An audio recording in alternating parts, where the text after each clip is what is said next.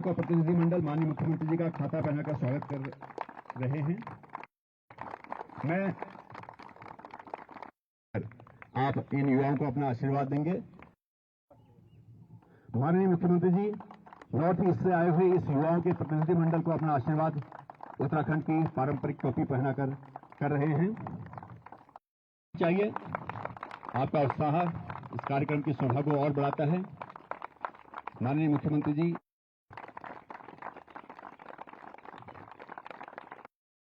स्थापित की गई फाउंडेशन टीसीबी के डायरेक्टर हैं। आप the book of joy his holiness Dalai Lama की तरफ से भेंट कर रहे हैं।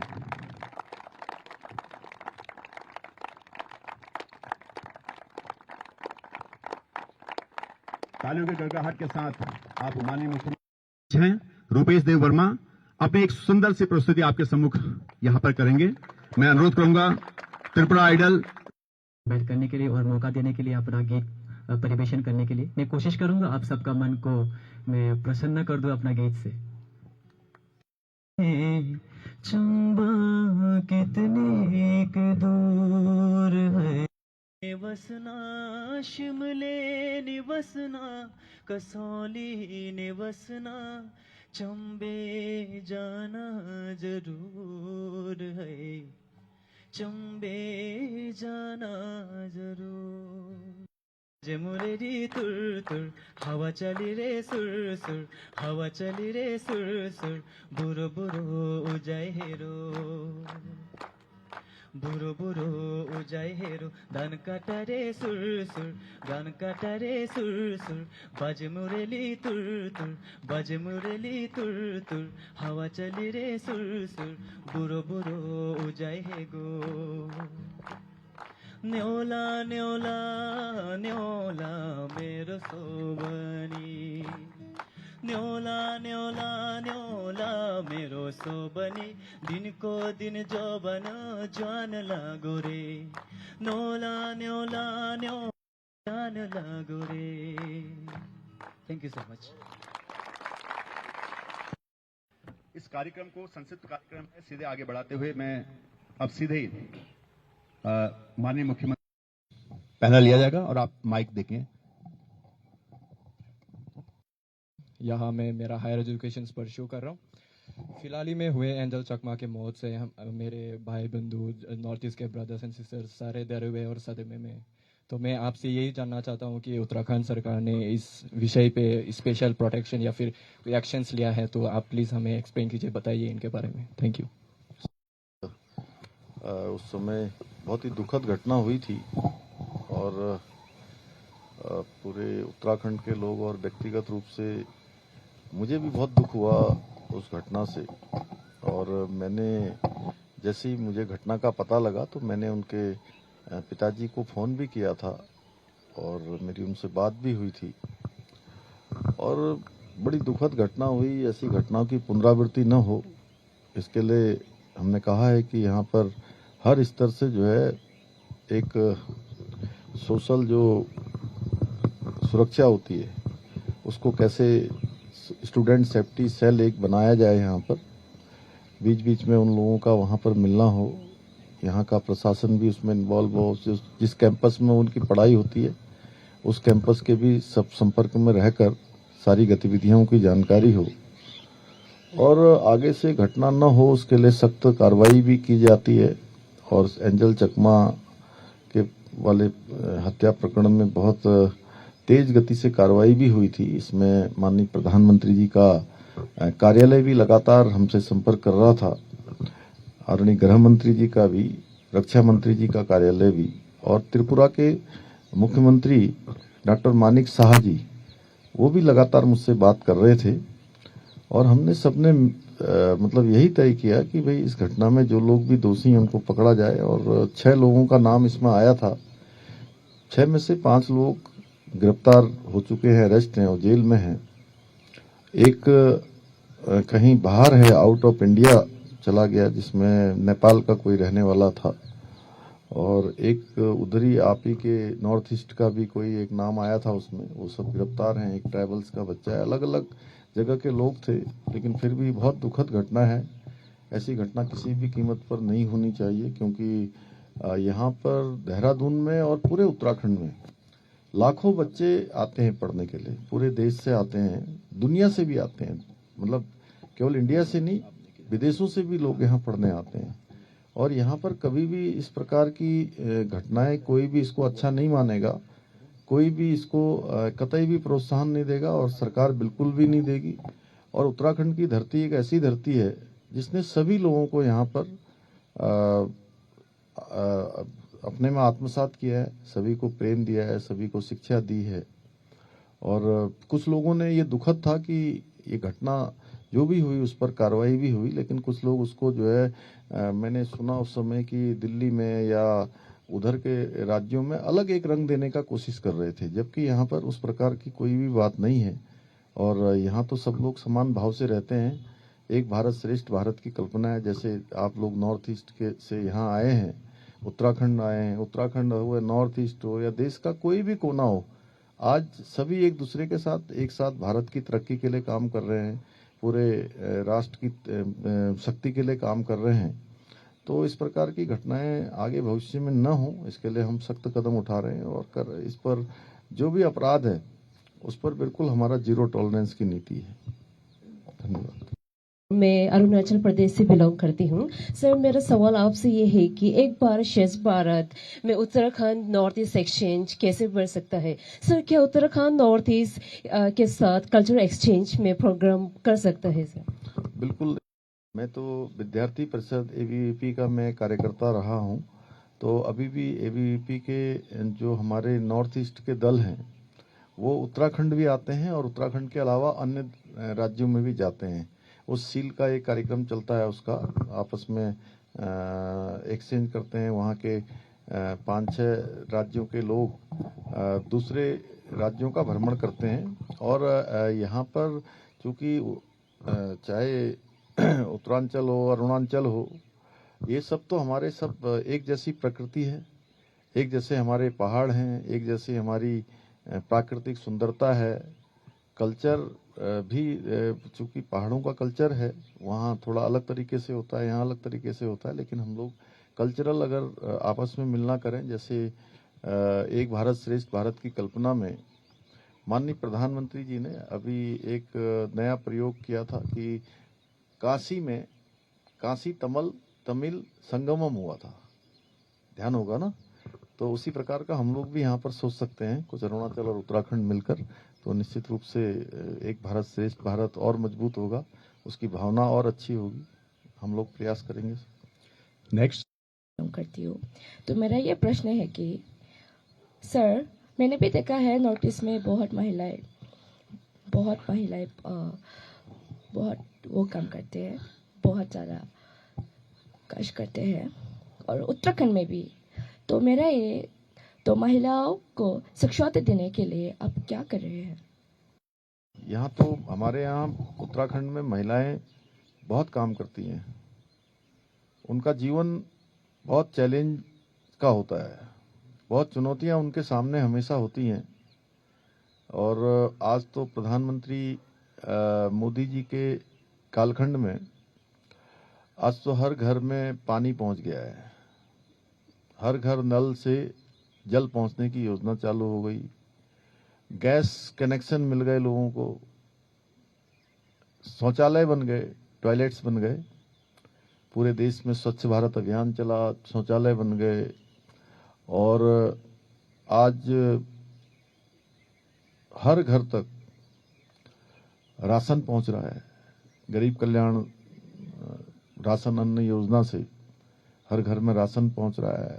आज कॉमन सेंटर जो सर्विस सेंटर हैं उनसे सुविधाएं मिल रही हैं, किसान सम्मान निधि का पैसा मिल रहा है। इसके साथ साथ लखपति दीदी योजना, ड्रोन दीदी योजना, ये सब योजनाएं होने से बहुत सुविधा हो गई। लेकिन पहले के समय में बहुत कठिन था। महिलाएं क्या है कि घर में काम भी करती थी, घर में बच्चों को पालना, उनके लिए खाना बनाना, उनको स्कूल भेजना, घर में गाय भैंस हैं तो उनके लिए घास काटना, खेती करना, जंगल से लकड़ी काट कर लाना अपना खाना बनाने के लिए। तो यहाँ बहुत कठिनाई थी और यहाँ की महिलाओं में बहुत एक स्किल भी है, उनके अंदर एक बहुत मैं कहूँ तो एक संकल्प भी है उनके अंदर, वो परिश्रम कौशल करना जानती हैं और उसके कारण से आज हमने यहाँ पर राज्य के अंदर 2,65,000 हमारे राज्य में लखपति दीदी अभी तक बन चुकी हैं। और जो हमारे सेल्फ हेल्प ग्रुप हैं, उन सेल्फ हेल्प ग्रुप को हम लोग लगातार प्रोत्साहित करते हैं और उनके द्वारा जो प्रोडक्ट बनाया जा रहा है वो प्रोडक्ट इतना अच्छा है कि बहुत बार वो मल्टीनेशनल कंपनियों के प्रोडक्ट से भी अच्छा प्रोडक्ट हमारे राज्य की महिलाएं बना रही हैं। हम उनको अवसर उपलब्ध करा रहे हैं कि उनको अच्छे अवसर मिलें, उनको मार्केट अच्छा मिले, उनके द्वारा जो भी प्रोडक्ट बनाया जा रहा है उसको मार्केट तक हम ले जाकर उनको बेचने में उनकी मदद करें, उनका अच्छी शिक्षा हो। और इसको लेकर हमने इस बार के जेंडर बजट में 19,000 करोड़ रुपए 19,000 करोड़ रुपीज का जेंडर बजट इस बार हमने रखा है, जिससे महिलाओं को आगे बढ़ने का भी अवसर मिलेगा, उनकी सुरक्षा भी होगी, उनका सशक्तिकरण भी होगा। तो महिलाएं हमारे लिए सबसे प्रायोरिटी पर हैं, सबसे पहली प्राथमिकता हमारी है कि उनको हर दिशा में।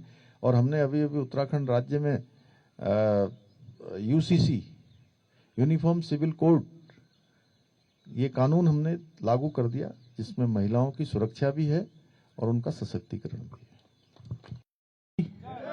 भारत माता की। तो हमारे इस कार्यक्रम में विशेष रूप से उपस्थित जिन्होंने भारत की सेना को अपनी सेवाएं दी हम सब की सुरक्षा के लिए, ऐसे युवाओं के बीच में और ऐसे जो सेना में जाने की तैयारी करते हैं, अभी पिछले दिनों ही लगभग एक बड़ा 700 के लगभग हमारे युवा उत्तराखंड से सेलेक्ट हुए हैं अग्निवीर योजना में, हमारे भारत की सेना में।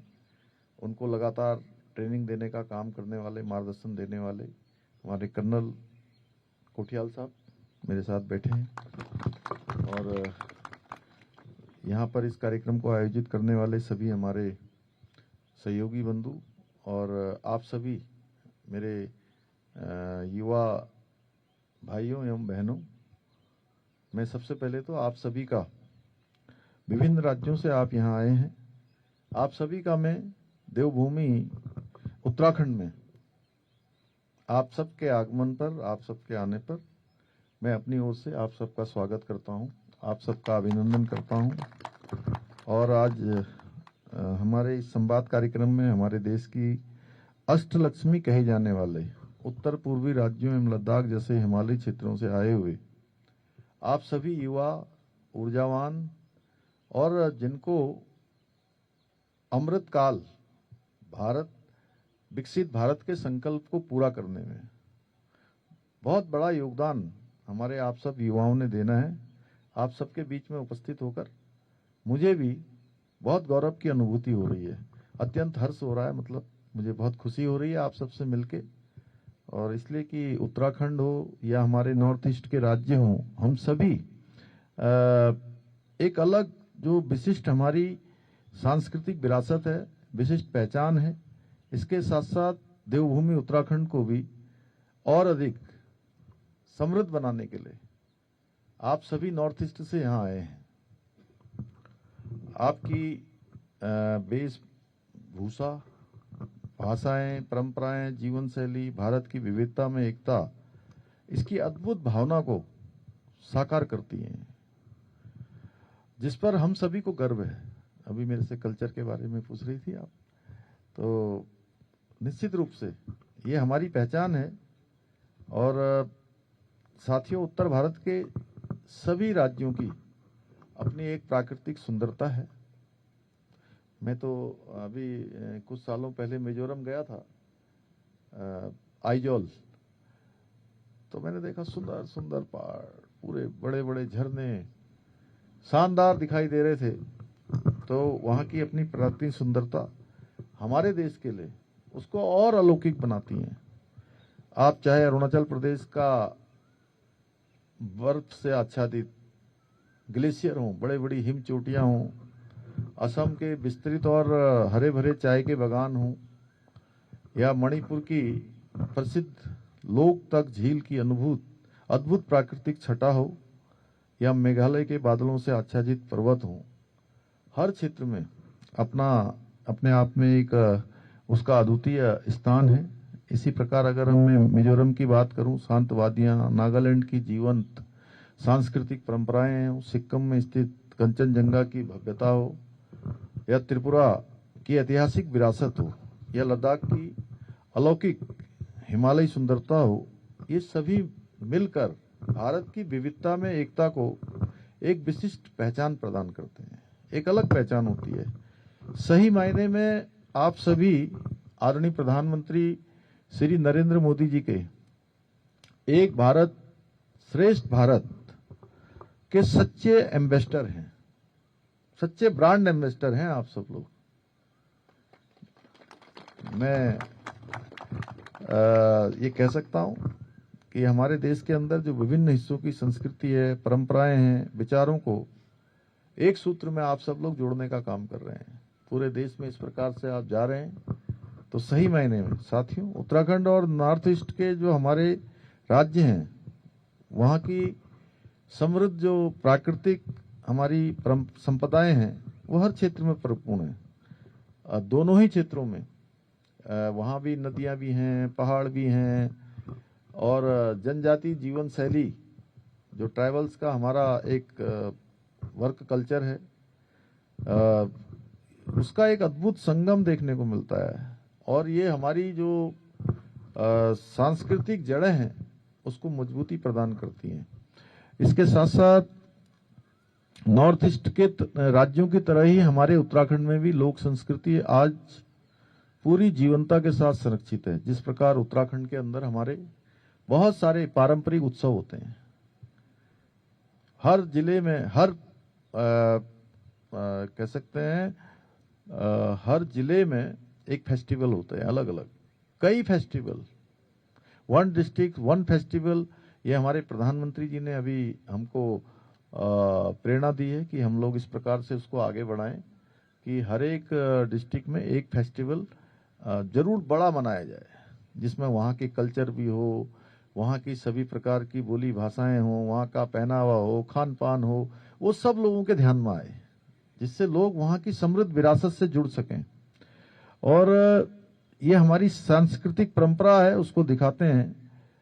जैसे यहाँ उत्तराखंड में होता है, उसी प्रकार नॉर्थ ईस्ट में भी आपके यहाँ मनाए जाने वाले बिहुसात, सुक minus, Siem, cherry blossom festival, Nongkrem जैसे त्योहार, वहाँ की आपकी जो लोकल जो हमारी लोक परंपराएं हैं उसको जीवंत रखे हुए हैं। और यही जो चीजें हैं भारत की सांस्कृतिक जो हमारी विविधता है, उस विविधता को एकता में बदलने का काम करती है, उसको सशक्त बनाने का काम करती है। सही विविधता हमारी समृद्ध सांस्कृतिक विरासत ही भारत की सबसे बड़ी ताकत है, हमें एकजुट रखती है। साथियों, हमारे प्रधानमंत्री जी ने, मोदी जी ने, जब से वो देश में 2014 यानी कि 2014 के बाद वो जब प्रधानमंत्री बने, उससे पहले नॉर्थ ईस्ट हो या हमारा उत्तराखंड राज्य, जैसे ऐसे जिनको हिमालय के राज्य कहते हैं या ये कह सकते हैं हिल्स स्टेट, वो सब एक तरह से उपेक्षित थे, यानी कि उनकी तरफ कोई बहुत ध्यान नहीं दिया जाता था। और प्रधानमंत्री मोदी जी ने आज पूर्वोत्तर राज्यों को उनके नेतृत्व में एक अवसर की भूमि बनने लगा है, चाहे वो आज इंफ्रास्ट्रक्चर हो, व्यापार का क्षेत्र हो, कनेक्टिविटी हो, टूरिज्म हो, या डिजिटल सशक्तिकरण के माध्यम से मुख्य धारा से जोड़ने का काम किया जा रहा है। और ये जो चेंज हुआ है, ये केवल कोई आंकड़े नहीं है कि आंकड़ों में चेंज हो रहा है और जमीन पर नहीं हो रहा है, जमीन पर भी हो रहा है, आंकड़ों में भी हो रहा है। और पिछले 11 सालों में प्रधानमंत्री जी और उनके मंत्रिमंडल के सहयोगी गण यानी कि अन्य मंत्रीगण 800 से भी अधिक बार उन लोगों ने नॉर्थ ईस्ट का दौरा किया है। जो अपने आप में एक बहुत बड़ा रिकॉर्ड है। और वहां पर अलग ऐसी व्यवस्थाएं बनाई हैं कि सभी मंत्रियों को नॉर्थ ईस्ट का दौरा करना पड़ता है, अपने मंत्रालय से काम करना पड़ता है। कनेक्टिविटी बढ़ी है, रेल सेवाएं बढ़ी हैं, हवाई सेवाएं बढ़ी हैं, अन्य सुविधाएं बढ़ी हैं। वहां का बजट बढ़ा है, पहले बहुत छोटा बजट होता था, आज सड़कों का काम चल रहा है, बॉर्डर पर काम चल रहा है। आज लुक ईस्ट नीति को आगे बढ़ाते हुए एक्ट ईस्ट के मंत्र के साथ नॉर्थ ईस्ट को फॉर्चून फ्रंटियर रीजन से ग्रोथ का फ्रंट रनर बनाया जा रहा है, यानी ग्रोथ का इंजन आज नॉर्थ ईस्ट बन रहा है। पिछले 11 वर्षों में 11,000 किलोमीटर से अधिक नए हाईवे वहां बने हैं, सैकड़ों किलोमीटर रेल लाइनें बनी हैं, एयरपोर्ट्स की संख्या दुगनी हुई है। सेला टनल और असम में भूपेन हजारिका ब्रिज जैसे मेगा प्रोजेक्ट्स आज नॉर्थ ईस्ट में बने हैं। ब्रह्मपुत्र और बराक नदियों पर जल मार्ग विकसित किए जा रहे हैं, यानी 1600 kilometre north east gas grid तैयार किया गया है, जिससे उद्योगों को गैस की आपूर्ति होगी। सैकड़ों मोबाइल टावर, 13,000 किलोमीटर से अधिक ऑप्टिकल फाइबर नेटवर्क आज बिछाया गया है। प्रधानमंत्री जी ने पिछले वर्षों में पूर्वोत्तर के सभी राज्यों में रोजगार और निवेश को बढ़ावा देने के लिए राइजिंग ईस्ट समिट का आयोजन किया था। ऐसे अनेक महत्वपूर्ण योजनाएं आज प्रधानमंत्री जी के नेतृत्व में चल रही हैं। Bharat, Myanmar, Thailand trilateral highway का निर्माण भी किया जा रहा है, आप सबको पता होगा, जानकारी में है। आज गुवाहाटी, इम्फाल और अगरतला को मल्टी मॉडल लॉजिस्टिक हब के रूप में डेवलप किया जा रहा है। मेघालय और मिजोरम में लैंड कस्टम स्टेशनों के माध्यम से जो इंटरनेशनल व्यापार को नई गति मिली है, नया वहां पर एक ट्रेंड शुरू हुआ है। इन पहलों के माध्यम से नॉर्थ ईस्ट आज भारत के और आसियान देशों के बीच एक मजबूत ट्रेंड गेटवे बनता जा रहा है। ये केवल आंकड़े नहीं है। देश की आजादी 1947 में हो गई। लंबे समय तक देश के अंदर एक पार्टी का शासन रहा, उनकी सरकार रही। ये काम बहुत पहले भी हो सकता था। ये क्वेश्चन कोई मेरा नहीं है कि आखिर नॉर्थ ईस्ट की उपेक्षा क्यों होती रही, हमारे उत्तराखंड की उपेक्षा क्यों होती रही। ये क्वेश्चन मेरा नहीं है, हम सबका क्वेश्चन होना चाहिए कि काम पहले भी हो सकता था। पहले इच्छा शक्ति नहीं थी, नीयत साफ नहीं थी, नीति स्पष्ट नहीं थी, कोई लीडरशिप एक ठोस नहीं थी, और इस कारण से विकास आगे नहीं बढ़ा। आज मोदी जी के नेतृत्व में सारा देश आगे बढ़ रहा है, नॉर्थ ईस्ट भी आगे बढ़ रहा है। इसलिए आप सब लोग युवा शक्ति को राष्ट्र शक्ति मानकर विकसित और हमारे समृद्ध भारत की, आत्मनिर्भर भारत के निर्माण की दिशा में आज सभी युवा भी काम कर रहे हैं। हर प्रकार से शासन, प्रशासन, सरकारों का कल्चर एक प्रकार से हो रहा है। और देखिए, डबल इंजन सरकारें जहां भी बन रही हैं वहां बहुत तेजी से काम हो रहा है। अभी नॉर्थ ईस्ट के सभी राज्यों में, चाहे त्रिपुरा हो, आसाम हो, अरुणाचल हो, त्रिपुरा हो, सभी राज्यों में जितने भी वहां के राज्य हैं, मेघालय हो, बहुत तेजी से विकास आगे बढ़ रहा है। बहुत तेज गति से आज नॉर्थ ईस्ट का विकास हो रहा है। तो मेरा आप सभी से यही कहना है कि आप सब आने वाले समय के भविष्य के कर्णधार हैं। आपको अपनी भूमिका नए तरीके से सोचना है। आज का जो समय है, आज दुनिया साइंस एंड टेक्नोलॉजी पर बहुत आगे बढ़ रही है, बहुत तेजी से हमारा देश भी आगे बढ़ रहा है। हमारे प्रधानमंत्री जी भी कहते हैं कि साइंस एंड टेक्नोलॉजी का उपयोग करिए, एआई का उपयोग करिए, इनोवेशन का उपयोग करिए। तो उस क्षेत्र में आप सबको भी आगे बढ़ना है। दुनिया में आज कंपटीशन बड़ा है। हमारा देश, अगर हम पूरे इंडिया की बात करें तो पूरा इंडिया आज दुनिया की चौथी सबसे बड़ी अर्थव्यवस्था बन गया है। आज दुनिया का कोई भी बड़ा डिसीजन होता है तो लोग भारत के रुख का इंतजार करते हैं कि भारत किस प्रकार से इस पर रिएक्ट करने वाला है, या इस प्रकार भारत क्या कहने वाला है। ये हम सबकी शक्ति है, लगातार आगे बढ़ रही है और आने वाले सालों में भारत और शक्तिशाली होगा और उसका सारा दारोमदार, चाहे वो नॉर्थ ईस्ट के लोग हों, चाहे साउथ के लोग हों, चाहे वेस्ट के लोग हों, सब मिलकर इसको दुनिया का नंबर 1 का भारत बनाने के लिए हम सब काम करेंगे। तो मुझे लगता है कि आप सब घूम रहे हैं, जा रहे हैं, एक भारत श्रेष्ठ भारत, हर जगह की नई नई चीजें आपको देखने को मिल रही है, सीखने को मिल रही हैं, ये आपके जीवन में बहुत काम आने वाला है। तो मेरी आप सबको एक बार फिर से बहुत शुभकामनाएं आप सब लोगों को। आप सब यहाँ पहुंचे हैं, मैं आप सबको आपके उज्जवल भविष्य की भी कामना करता हूँ कि आप विभिन्न विभिन्न क्षेत्रों में जाएंगे और विभिन्न विभिन्न क्षेत्रों में जाकर हमारे देश का, अपने प्रदेश का नाम रोशन करेंगे। अपनी कई अचीवमेंट्स आपको प्राप्त होंगे। आपके माँ बाप, माता पिता, आपके गुरुजन, आपके सभी मेंटर्स, आपके पास रहने वाले लोग, आपके गांव के लोग, आपके मोहल्ले के लोग, आपके सिटी के लोग आप पर गर्व करें। इस प्रकार का काम आप सबको एक संकल्प के रूप में करना है कि अब मैं अकेला नहीं हूं, अब मेरे अचीवमेंट्स मेरे नहीं हैं, मेरे अचीवमेंट्स के साथ सब लोग जुड़ जाएंगे।